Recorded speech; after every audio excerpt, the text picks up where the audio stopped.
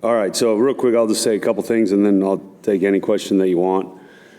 The last time I was in this room up here, I've been here, now this is my second time. There's only one other time I was here, and that was for Coach Mallory's funeral. So that's brings back some heavy heart. Certainly puts me back in that state of mind. And then as well, the situation that has come about, why I'm standing here in front of you guys, I have a real heavy heart about. For our O-line players and for Coach Hiller. There ain't anything easy about what happened. And we know the profession, we understand the profession, but those are real relationships and those are real people with a family that is fantastic in Coach Hiller's and a man who's fantastic, and I think the world of Coach Hiller. So, I got a little bit of a heavy heart today, and then you guys decided to do this up here today, so that even made it worse. So that's where we're at. But, okay, with that, we'll open it up for questions. Go ahead and fire away. Ken Bykoff, Pigs.com. Outside of, obviously, this building, apparently, what's it been like being back in Bloomington? And just what impact do you think that you could make on this O-line through the last half dozen games of the season? Okay, so question one, what's it been like being back in Bloomington? Surreal. I've been in this profession a long time. From the time I got done playing here, I went and coached right away in high school, and then my journey started in coaching. And unfortunately, a lot of different events that were going on down here with alumni and things that I couldn't come to because I was a little busy at the time. So a lot has changed. And there are some things I certainly recognize and some things I certainly don't. And it's been a real surreal experience with the town. As far as what was your specific, say that question again. Yeah, I don't know. I'll be dead honest with you, I don't know. We're in the middle of the season. This isn't a wave your magic wand and all of a sudden everything's better. I certainly am not a miracle worker. As far as trying to get production out. And there isn't time. We got to play Maryland in 5. But I know this, I'm going to try because Coach Allen asked me to try. And let me just say this too. Maybe saying more than I should, but I'm just saying it anyways. Is that if it wasn't for Coach Allen and this university, I wouldn't have done this because this is a hard situation. I'm not saying because of anything other than because it's a hard situation. But he asked, so I'm going to do it, and I'm going to try. And the kids were great today. Yesterday was extremely hard on those kids. And I tried to get out of the way. And then today, we got business to do. So they were good. So I was pretty happy with day one for what it is. I guess to that point, I mean, is it almost just, what's your approach? Is it just sort of fundamentals and saying we're not going to reinvent the wheel, so let's just try and make sure we're doing the basic things well? Yeah, I mean, that's the base of it, right? There's no time to change a scheme or do things. There may be things we can do in setup to help scheme, which we certainly will do that, and get that done because, I don't think there's anything wrong with the setup before. From a naked eye, but I know me coming in there, I got to be me. And so fundamentals will be the big thing. The change in practice tempo will just be me. Not that there wasn't tempo before or anything bad before. It's just I got to be me. So there are going to be some differences from that side of it. Oh, you're all right. You're all right. Dustin DePierre, Bloomington Herald-Times. I guess what we don't always know just how some of these other jobs that are not initial staff jobs are like. I mean, just what was your job like as quality control and defense?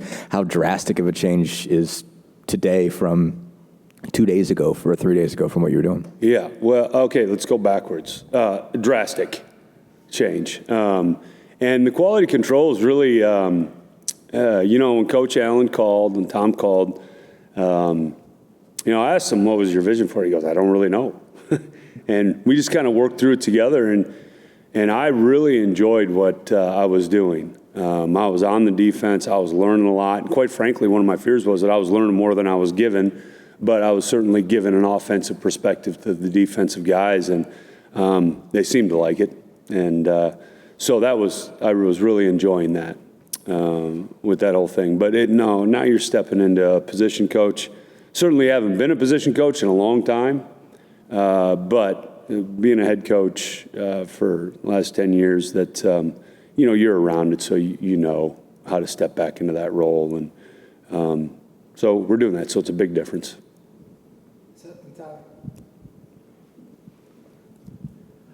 Seth Tao, Daily Hoosier. Maybe even stepping back from offensive line, but just kind of looking at coaching in general. I guess, what is your approach to coaching and teaching the game? Yeah, good question. You're a teacher, and that's what you got to be. You got to teach the game of football. And the good thing is that our guys have a great understanding of football.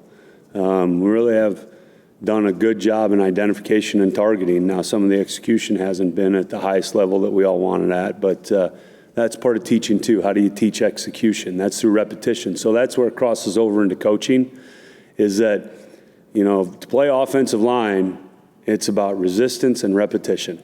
And that's about as easy as you can put it in general terms. Like, it's big men trying to move other big men all the time. And so that's what we're trying to do. Tyler Tashman with the Indianapolis Star.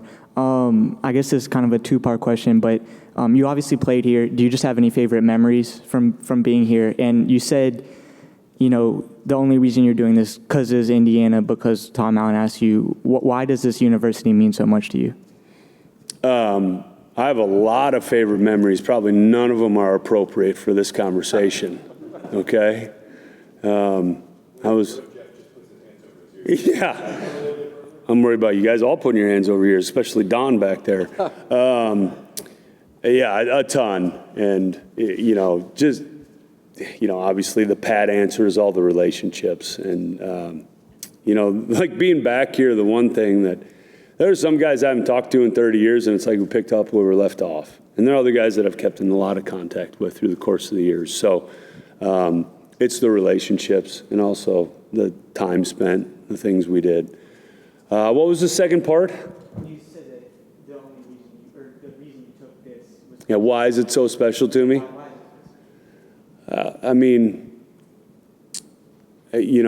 When you pour your heart and soul into a place and you have... Listen, the whole reason I'm in coaching is Coach Mallory and his coaches. They did for me what I'm trying to do for other people. And so when you come back to the place where that started... because this is a hard profession, and it's gotten harder. And I'm not complaining about it. I'm just telling you what it is. But we do it for that love. And when you come back to the place where it started, it means something. And this is a special place. Like, you do things a little different around here. And that's all right. Different ain't bad. Different's just different. Make sense? Rod, I know your 3 years as a starter at center were influenced a lot by George Ballou and his line coaching. And how much of that influence did you take with you, and do you still practice today with George and Coach Mallory? Yeah, like I told the guys, Don, I said, we're going to be on the sled every day. Well, what do you think I did when I played? I was on the sled every day.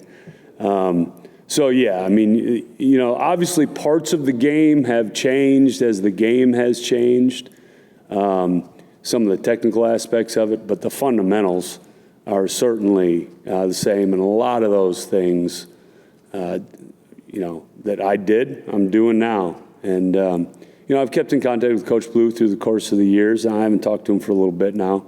But Coach Stripling, started out being my online coach before he went over there, and then head coach Uselak for a year, and then back to Coach Blue. So certainly all three of them really shaped.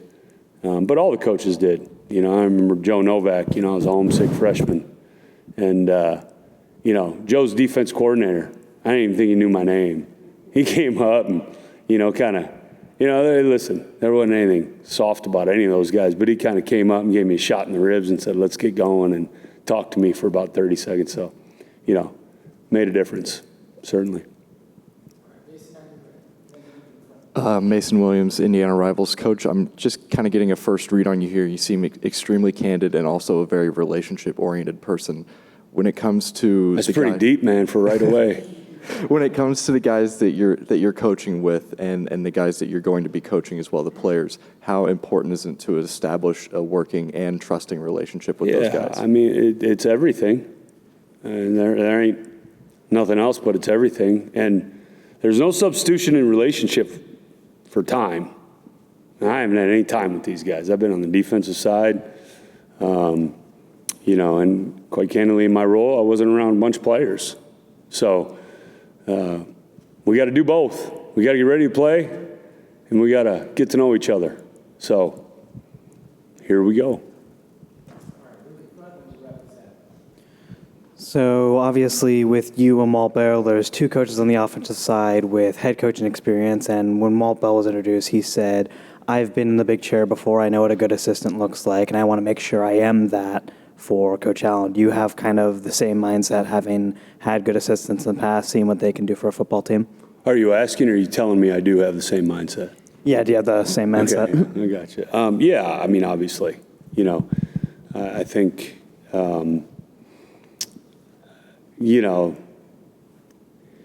everyone has a job to do, and you go do your job. And, we all believe in Coach Allen. And quite frankly, getting to know him has been one of the pleasures of my coaching career. Because we got all different types of characters in this coaching profession. And he's as genuine as they come, man. And, it's been a joy. And so, yeah, if I can help him, I'm going to help him.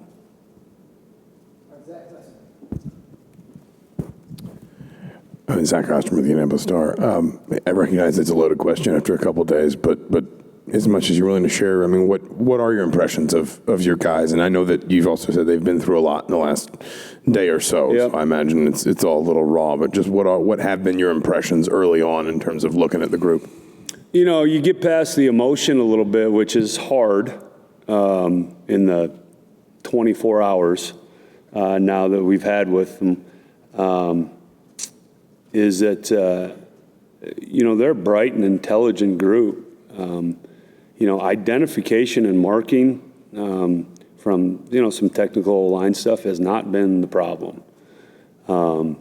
It certainly has not. And so that means they're really smart. So that's my first impression of them. And I think they want to be good. And that's a big-time quality to have. So ask me that in about a week. I'll be able to tell you a lot more. Okay? Otherwise, I'd just be making stuff up right now. You guys good? Can I get my water down here now? You good? Thanks, Kegger. See you, boys.